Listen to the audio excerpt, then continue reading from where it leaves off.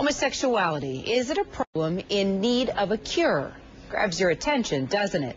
And as you probably know, California is one of the most liberal states in the country. But wait until you hear about this law. Since 1950, health experts have been required to seek a cure to homosexuality. Lawmakers are in the process of repealing it, but some are saying not so fast. Richard Cohen is a psychotherapist and an author. He's also a husband, father, and self-described former homosexual. Bonnie Lowenthal is a California assemblywoman. She wrote the bill to erase the law. Assemblywoman Lowenthal, let's start with you. How did you first hear about this law? An organization called Equality California came to me with this suggestion. This law has been on the books for 60 years, and it's quite useless and rather offensive to many, including myself. And tell me why it's offensive to you. Tell me why you wanted to take action right away when you heard about it. You know, the law that was written 60 years ago reflected values that were in place at that time. Homosexuality was listed as a mental disorder by the American Psychiatric Association. That was removed in the 70s, and today's values are quite different. I think we all believe in striving for human and civil rights for everybody. It seemed very reasonable to remove that at this point. And Richard, let me ask you, do you think that your homosexuality was a mental disorder? I think that we should keep this bill, the AB 50 in California, for two reasons. One, it says let's do research why sexual predators abuse children.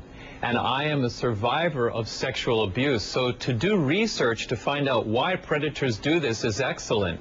Secondly, it says let's do research about the causes, healing of homosexuality. Now, we know there's people who want to live a homosexual life, and then there's those who wish to seek change and come out straight. That's been my journey, and as a psychotherapist, I've literally helped thousands of men and women around the world change from homosexual to heterosexual. So I think this is fantastic that California has this code to allow mental health researchers to find out solutions for both abuse and also for those with unwanted homosexual feelings to fulfill their dreams and their desires. I'm living proof that change is possible. Well, let's separate sexual predators from a homosexual person. I mean, you weren't a sexual predator, right? I mean, you said you were. No, I was sexually, when I was 5 years old, I was sexually abused. You say you were sexually abused. But let's talk about homosexuality. Okay. I mean, did you think you had a mental disorder? Because No, not at all.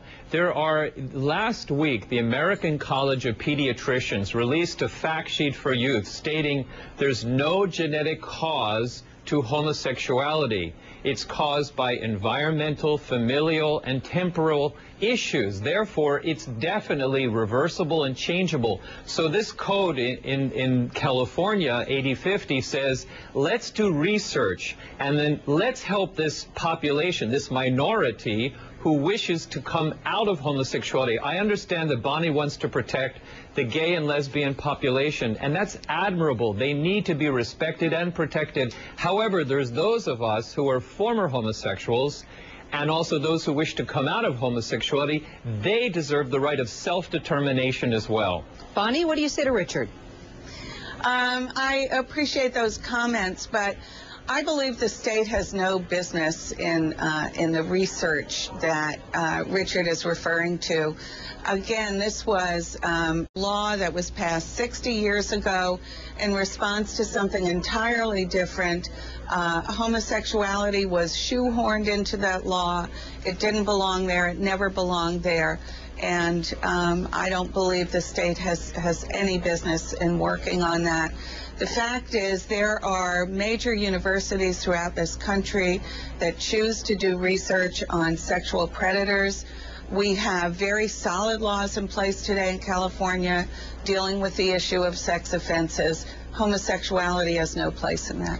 You believe that you were cured from homosexuality, Richard, so why do you need a law like this? Because this law says, let's do research. Right there in California is the headquarters for the National Association for the Research and Therapy of Homosexuality, or NARTH.com. And to get funding to investigate the causes or etiology of homosexuality and how people with unwanted homosexual feelings can change, it's almost virtually impossible. So actually, California could be on the cutting edge of this research, which would have implications worldwide.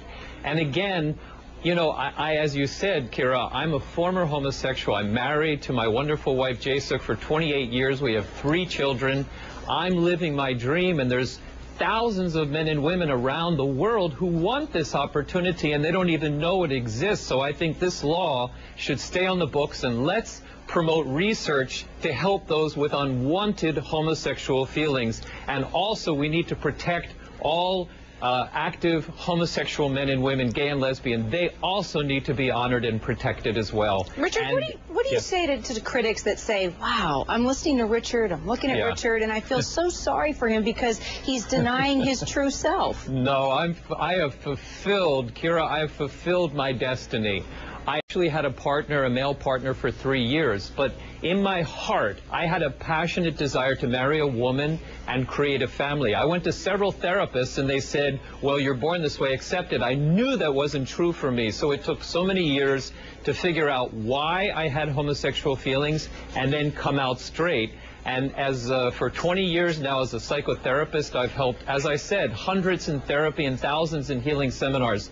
ChangeIsPossible.com. That's our website, because we know that change from the inside, not just behavioral change, Kira, this is internal change. And Dr. Robert Spitzer of Columbia University did a study published in 2002, Archives of Sexual Behavior, showing 200 men and women who reversed from homosexual to heterosexual, and they changed their orientation. Let me get Assemblywoman in here to button this up. Assemblywoman Lowenthal, you know, have you had any opposition to this? Has anyone been storming your office, banging on the door, saying you've got to leave this law into place? No, that's a great question, Kira. Everybody is very supportive. All the people I've talked to, both in my district as well as in the Capitol, believes this is old wording. It has to go. It doesn't reflect the values of the people in the state of California today. Well, we will follow up, that's for sure. Richard Cohen and Assemblywoman Bonnie Lowenthal, I appreciate you both for your time. Thank you. Thank you. Thanks a lot.